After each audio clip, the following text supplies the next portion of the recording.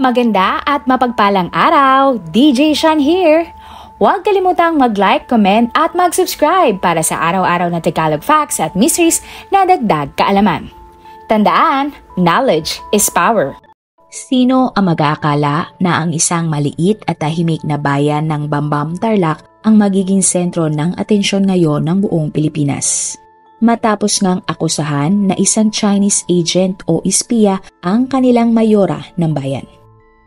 Ang Banban ay isang ordinaryong bayan na puro kapatagan at taniman ng palay. Ang kasalukuyang mayor ngayon na si Alice Guo ay batang-bata at aktibo sa pagseserbisyo sa kanyang bayan. Ang 37 years old na si Alice Guo ay may salamin, mukhang maalam, maitim na mahabang buhok at laging nakangiti.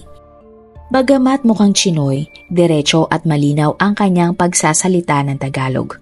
At mahilig din magsuot ng pink sa publiko. Simple lang umano si Alice Guo at lumaki sa isang babuyan. Pero nabago ang lahat nang siya ay pinatawag sa Senate hearing nito lamang Mayo. Nadiskubri kasi ng mga otoridad na ang isang online casino establishment o POGO ay isang love scam o cryptocurrency scam center. Laman din na dito ginawa ang mga hacking ng mga government websites. Marso 2024 ay ni-raid ng mga pulis ang POGO building sa Banban at nailigtas nila ang halos 700 na empleyado, 200 na mga Chinese at 70 na iba pang mga dayuhan na sa pilitang pinagtrabaho para magpanggap na online lover at mang-scam sa iba't ibang parte ng mundo. Ang koneksyon ni Mayora sa POGO Hub scam. Sa pag-iimbestiga ng mga pulis, nalaman nila na dating pag-aari ni Mayor Alice ang lupa kung saan nakatayo ang POGO buildings. At ang sinasabing lupain kung nasaan ang POGO Hub ay nasa likod lamang ng munisipyo ng Banban. Sa isang video na 8 ektarya na compound ay makikita na mayroong grocery, warehouse, swimming pool at wine cellar sa buong compound. Mayroon ding mamahaling gamit at magagandang opisina at parang bahay sa loob. At ang laman nga ng opisina ay daang-daang computer na ginagamit sa online scam. Nadiskubri din ang ilang vaults na may mga pera, pasaporte at iba pang mahalagang mga dokumento. Marami ding nakitang mamahaling sasakyan sa POGO Hub compound at ang isang Ford Expedition ay nakapangalan pa kay Mayor Alice. May nakita din na helicopter at ito ay nakapangalan din kay Mayor. Lalo ding naghinala pa ang karamihan dahil ang mga utility bills tulad ng kuryente ay nakapangalan kay Mayor Alice. Nakita din sa ibang dokumento na si Mayor Alice ang nagsulong sa sanggunian o mga konsehal ng Bangbang na payagan ang pagpapatayo ng POGO Hub ng taong 2022. Hindi pa nga alkalde si Alice na mga panahon na ito. Lumalabas din na pangalawang beses na palang na-raid ang POGO Hub sa Bangban. At ang unang beses ay nangyari ng February 2023 at si Mayor Alice na ang mayor. Noong 2023, ang POGO ay pagmamay-ari ng Hongsheng Gaming Technology. At nitong 2024 naman ay Zhou Yuan Technology na kapangalan ang POGO. Ayon sa mga pulis, nakatakas ang mga nagpapalakad o may-ari ng POGO Hub scam sa pamamagitan ng mga secret tunnels na konektado sa buildings at 14 na villas na matatagpuan sa loob ng compound. Pinaniniwalaan na ang 14 villas na ito ay ginawang tirahan ng mga bossing o matataas ang katungkulan sa POGO Hub. Ang Senate hearing at exclusive interview. Dahil sa kontrobersyal na pagkakadawit ni Mayor Alice sa POGO Hub scam ay nagpatawag ng Senate hearing si Senator Risa Hontiveros nitong May 2024. Dito na inungkat ang pagkakaugnay ng mayora sa iligal na nangyayari sa kanyang bayan at inalam din ang kanyang buong pagkatao. Inamin ni Mayor Alice na tinulungan niya ang POGO Hub para makapag-operate sa Bangbang. Kalahati ng pag-aari ng compound o ng lote ng POGO ay pag-aari ni Mayor Alice. Pero binenta niya ang mga ito bago pa siya tumakbo sa pagka-alkalde ng taong 2022. Kaya naman wala na siyang alam o kinalaman sa nangyari sa compound. Sagot naman ni Senator Gatchalian, imposible na hindi niya alam ang nangyayari sa compound lalo na siya ang nagpatayo nito at nasa likod pa mismo ng munisipyo. Ang mga utilities at ilang papeles ay nakapangalan din sa mayora. Maging ang mga sasakyan at helicopter na nagmamahalan ay natagpuan din sa loob ng compound. Malabo daw na hindi alam ni Mayor Alice ang mga secret tunnel sa compound kung saan tumakas ang dating business partner ni Mayor Alice. Pero sino nga ba si Alice Guo? Sa Senate hearing, nabanggit ni Senator Hontiveros na takang-taka siya kung sino ba si Mayor Alice. Bigla na lang daw kasing lumitaw sa Bamban Tarlac ang mayora. Tanong ng senadora, isa daw bang asset na tinanim ng China si Alice para pasukin ang gobyerno ng Pilipinas? Si Mayor Alice Guo ay ipinanganak ng July 12, 1986 pero ang kanyang birth certificate ay nirehistro lamang nang siya ay 17 years old na. Lumaki daw sa Babuyan si Alice at ang kanyang tatay ay Zizianzong Guo at kilala sa lugar na Angelito Guo. Wala naman daw impormasyon sa pagkatao ng nanay ni Alice. Pero ayon sa kanya, Pilipino parehas ang kanyang mga magulang. Giit naman ni Senator Hontiveros, sa birth certificate ay Pilipino ang tatay ni Alice. Pero sa mga business document ay Chinese ang nationality nito. Kaya tanong ng senadora, ano daw ba talaga ang citizenship ng tatay ni Alice? Ang alam ko po sa tatay ko po ay half Chinese, half Filipino po. Tinanong din si Alice kung saan ba ito nag-aral at kwento niya na nag-homeschooling lamang siya. Walang record ng school at hindi nag-aral ng kolehiyo. Tinanong din siya ulit ng senadora kung saan siyang eskwelahan nag-aral at may diploma ba siya. At ang sagot ni Alice ay, Your Honor, wala po akong malala po na mayroon pong any records po. Si Alice ay single ayon sa kanyang COC at naninirahan buong buhay niya sa Pilipinas. Nang tumakbo siya sa pagka-alkalde, sinabi niya na residente siya ng Banban at mahigit 18 taon na siyang nakatira sa Barangay Virgen de los Remedios. Si Alice ay 37 years old na at nagtataka ang senadora kung 18 years na ba talaga siya sa Banban. Saan nga ba siya talaga nanirahan habang lumalaki at saan siya ipinanganak? Tanong din sa kanya kung bakit late ang registration ng kanyang birth. Sumagot naman si Mayor Alice ng, Your Honor, i-check ko po. Tapos balikan ko po kayo. Opo.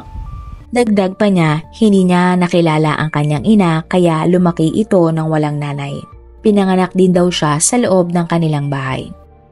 Ayon naman sa COMELEC, nag-register lang bilang botante si Alice ng taong 2018 at 31 years old na si Alice ng panahon na ito.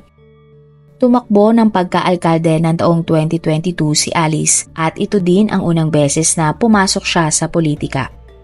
7 kandidato ang tumakbo at 500 lang ang lamang ni Alice sa kanyang mga karibal.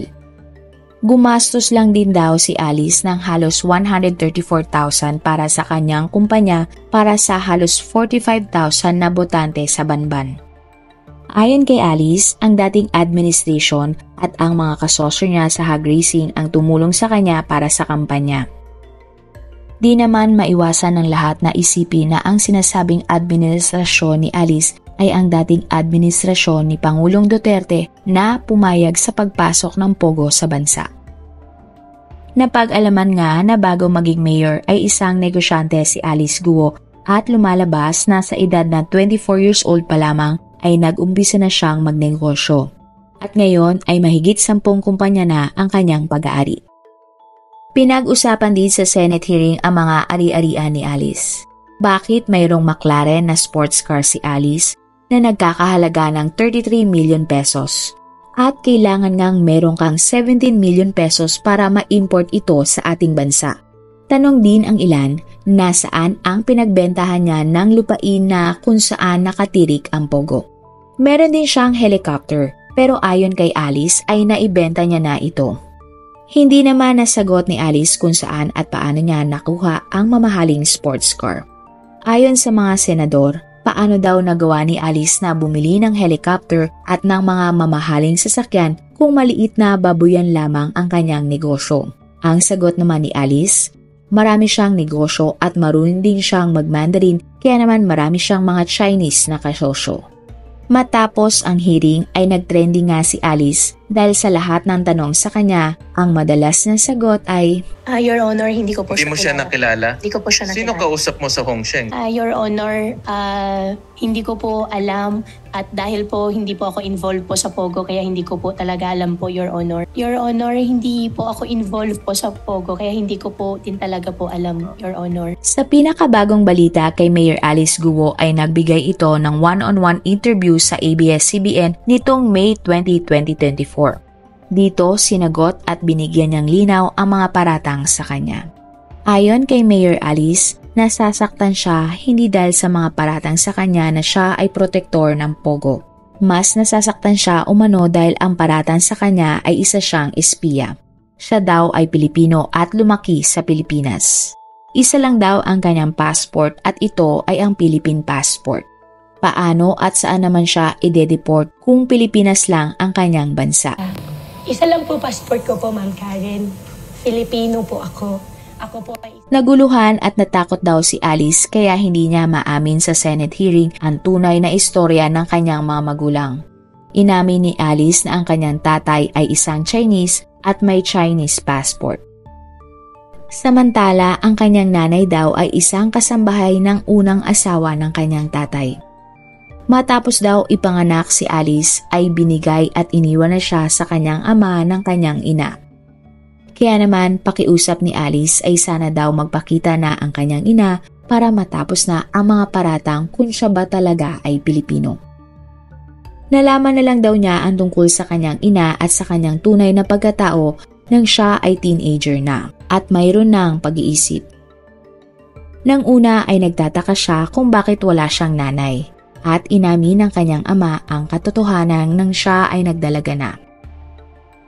Nang nasa wastong edad na si Alice ay pinapili siya ng kanyang ama kung gusto ba niyang maging Chinese citizen. Kung maging Chinese citizen siya ay makakauwi siya sa China at makakasama ang iba pa nilang kapamilya. At kapag umuwi na din nga ang kanyang ama sa China ay maaari silang magkasamang dalawa doon. Pero mas pinili umano ni Alice na maging Pilipino at magsilbi sa mga tao. Kaya naman siya ay may Philippine passport at naging alkalde. Masyado daw pribado ang istorya na ito para kay Alice at gusto niyang protektahan sa kontrobersya ang kanyang ama na 70 years old na kaya hindi niya nasabi lahat sa Senate hearing. Humingi siya ng paunmanhin sa mga senador kung iba ang kanyang binitiwang salaysay sa Senate. Pero dahil iba ang kanyang mga sinabi, maaari siyang makasuhan ng perjury o pagsisinungaling. Nakakahiya man daw aminin, wala daw talaga siyang mapapakita na diploma o school records dahil talagang tinuruan lang siya ng mga tao sa kanilang hog farm at tutor na pumupunta sa kanilang bahay. Sa madaling salita ay hindi formal ang naging pag-aaral ni Alice. Dagdag pa niya, ang tatay daw niya ang nagdesisyon nito para sa kanya. Ang importante lang sa tatay ni Alice ay marunong siyang magbasa, magsulat, magsalita at magkwenta. Itinuro din sa kanya na may alam siya sa pagpapatakbo ng negosyo at higit sa lahat ay marunong mag-calculate. Hindi din daw siya nakakalabas sa farm dahil parang siya ay inilihim. Kaya wala daw siyang mga kababatang kaibigan at puro mga tauhan lang ng kanyang ama ang kanyang kakilala. Mapapatunayan din daw na siya ay Pilipino dahil maraming nakakilala sa kanya simula pagkabata. Marami din siyang nakilalang mga tao nang siya ay tumutulong sa hog farm ng kanyang ama. Nilinaw din ni Mayor Alice na ngayon ay tutol na siya sa Pogo at iginiit na wala siyang kinalaman sa mga iligal na gawain sa compound. Wala din daw siyang natatanggap na reports sa kanyang munisipyo tungkol sa mga iligal na nangyayari doon at kung meron daw ay sigurado na aaksyonan nila ito. Dagdag pa ni Alice, maganda umano ang intensyon niya sa pagpapatayo ng Pogo Hub dahil magbibigay ito ng maraming trabaho sa mga taga-Bamban. Mayroon din daw permit ang Pogo Company kaya naman pinayagan niya ito sa lugar. Nagagamit lang daw ang kanyang pangalan sa mga dokumento dahil kabilang siya sa nagpatayo nito Pero bago pa siya maging mayor ay lumabas na siya sa Pogo business. Ang sports car naman ay hindi kanya at katunayan ay hiniram lang niya ito para sa isang car show competition sa Tarlac. Nanalo nga ito at hindi naman niya akalain na ikakabit ang kanyang pangalan sa nasabing sports car. Binenta naman niya ang kanyang lupain kung saan nakatayo ang Pogo Hub ngayon. Ito ay ibinenta niya sa halagang 700 pesos per square meter at tila nga kinakabahan pa si Alice dahil baka silipin pa ito ng BIR. Mabibiyahar ako ulit. Tungkol naman sa helicopter, bumili siya nito para gawing air taxi dahil mukhang maganda ang potensyal na kitaan dito. Pero hindi ito kumita kaya nagdesisyon na siya ibenta ito sa isang British company. Sinabi ni Alice na hindi siya magre-resign bilang mayor at hindi niya papayagan pa ang Pogo sa kanyang lugar. Sinabi din ni Mayor Alice na kanya lang ang lupa kung saan itinayo ang compound pero hindi siya ang nagpapatakbo ng Pogo o ng scam operations. Agad din namang nagbigay ng opinyon at aksyon ang iba't ibang tao, politiko at ahensya ng gobyerno. Ayon sa COMELEC, ang tanging kailangan lang naman para tumakbo sa pagkakandidato ay birth certificate at ID na mayroon naman si Alice. Wala din namang nagprotesta sa kanyang pagtakbo at pagkapanalo bilang mayor ng Banban. Ayon naman sa barangay chairman kung saan nakatira si Alice, taong 2005 pa lang daw ay nandun na nakatira ang dalaga. Pati daw ang ama nito na si Angelito Guo ay kilala din sa kanilang lugar.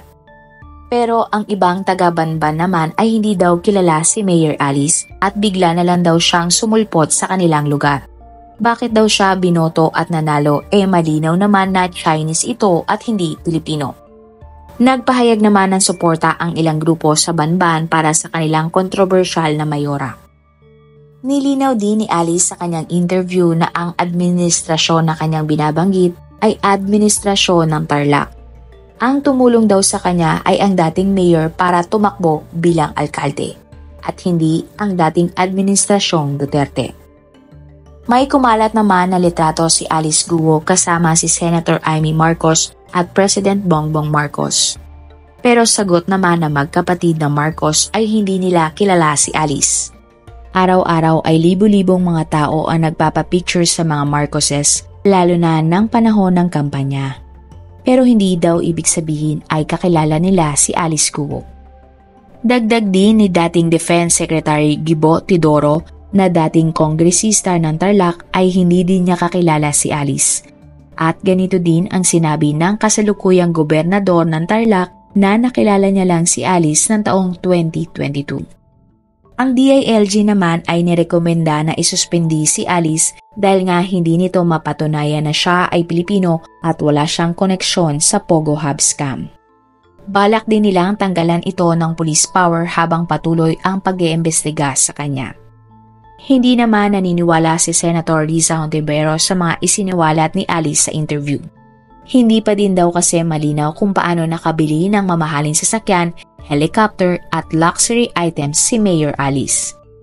Dagdag naman ng senadora, ilan daw sa mga business partner ni Alice ay may mga kaso sa ibang bansa kaya marapat lang daw na tanggalan nga ng police power ito. Dahil ayon sa kanya, protektor ito ng kriminal. Gaganapin ang susunod na hearing sa Biyernes, May 24, 2024 at abangan natin ang mga susunod na update sa balitang ito. Ikaw, naniniwala ba kayo kay Mayor Alice Guo? At tingin nyo ba siya talaga ay espiya ng China? Marami pong salamat sa inyong panonood. Meron ba kayong mga kwento na gusto nyong i-share sa ating mga manonood? O kung may personal po kayong kwento na gusto nyong i-feature sa ating channel, i-comment down below nyo lang ang inyong mga suggestions. Salamat sa pagsuporta nyo sa aming mga channel. God bless everyone!